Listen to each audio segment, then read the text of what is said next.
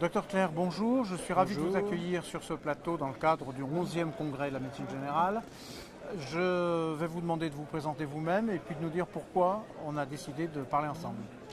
Oui, Pascal Clerc, donc je suis médecin généraliste au Muro. Je suis par ailleurs maître de conférences associé à la faculté de médecine de Versailles 50 ans de Yvelines et membre du groupe médicaments au collège de médecine générale. C'est à ce titre en fait que je viens de vous parler des benzodiazépines et du travail que nous avons fait au collège sur ce sujet. Alors, il y a un travail, il est présenté à l'occasion de ce congrès ou c'est quelque chose qui est déjà sorti? Voilà, il est présenté à l'occasion de ce congrès et on utilise ce congrès après D'accord, pour le faire connaître. Absolument. Et donc cet outil, il s'agit des benzodiazépines et il s'agit de fiches pratiques, je crois. Oui, tout à fait, puisque c'est un sujet de santé publique, la prescription des benzodiazépines, puisque on est en surprescription avec ces médicaments. Et en même temps, comme médecin généraliste, on sait qu'on est en difficulté pour traiter ces patients et avoir des alternatives en réalité. Et donc le collège s'est pensé sur la question et il a produit une fiche d'aide pour le médecin généraliste et une fiche d'information pour le patient. Alors, on commence par la fiche pour le médecin, puisque ça part de là. Qu'est-ce qu'on peut dire sur cette fiche médecin? Cette fiche médecin, en fait, elle est composée de deux grandes parties. Une partie pour, je dirais, un peu de rappel aux médecins des effets quand même indésirables des benzodiazépines, et que ce sont des médicaments qu'on peut utiliser tout à fait, mais plutôt en cure courte. Voilà, c'est ce rappel dans un premier temps. Et sur le deuxième partie qui est beaucoup plus important, c'est des propositions qu'on peut faire aux médecins généralistes sur la prise en charge de ces patients anxieux, humeur dépressive, insomnie, mais aussi les addictions, et puis ces patients polypathologiques qui en même temps ont beaucoup d'angoisse, etc., et qui sont notre quotidien en fait. Voilà. Donc ces alternatives médicamenteuses, non médicamenteuses, c'est dans un premier temps l'empathie déjà dans la relation, et puis savoir proposer des thérapeutiques cognitivo-comportementales, éventuellement de l'hypnose, de l'hygiène du sommeil, etc. Et surtout, je dirais, le point principal, c'est de proposer au patient très rapidement un plan de soins, une prise en charge en lui expliquant que le médicament, ça va être un temps court et qu'ensuite on va lui proposer une prise en charge multifactorielle pour essayer de débrouiller les problèmes et en même temps l'aider avec des thérapeutiques non médicamenteuses.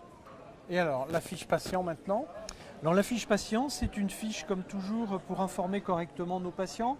En fait, nos patients face à des problèmes d'anxiété, à des problèmes de souffrance au travail, à des problèmes de deuil, à des problèmes d'addiction, etc., vont se tourner naturellement vers leur médecin traitant avec de grandes difficultés. Ils n'y voient pas bien clair, ils vont réclamer peut-être d'être soulagés rapidement et en même temps ils n'ont pas connaissance à la fois des effets indésirables relativement rapides ou à moyen terme de ces molécules et d'autre part qu'il est plus utile pour eux de les prendre en charge avec un plan de soins, avec des thérapeutiques non médicamenteuses et leur expliquer pourquoi, et que les médicaments c'est une aide mais c'est comme la canne, c'est-à-dire ça n'a qu'un temps, c'est pour sortir d'une situation d'urgence ou d'extrême urgence, mais qu'on va sortir de ce traitement relativement vite, en 1, 2 ou 3 semaines, pour passer à d'autres types de thérapeutiques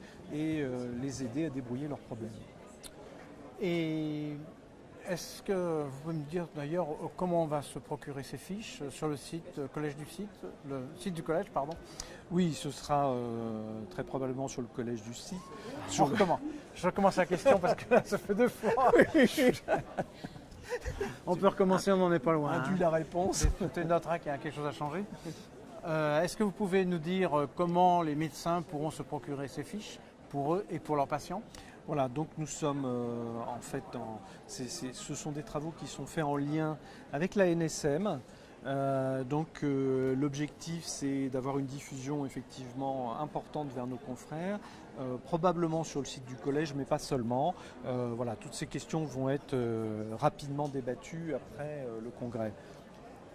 si vous voulez bien oublier la casquette qui vous a amené à travailler sur ce sujet, et dans votre pratique quotidienne de médecin généraliste, est-ce qu'il y a un autre thème que vous aimeriez voir développé de la même façon? Oui, un autre thème. Plusieurs probablement. Voilà. On a beaucoup de thèmes dans lesquels en réalité nous sommes en difficulté, puisque c'est bien ça la problématique de fond, c'est-à-dire notre travail s'est complexifié, on a les polypathologies chroniques, et donc on a toutes ces thématiques pour lesquelles en fait l'enjeu c'est derrière la iatrogénie, et pour lutter contre la iatrogénie, certes il faut diminuer la prescription, mais ça veut dire derrière avoir des alternatives de prise en charge.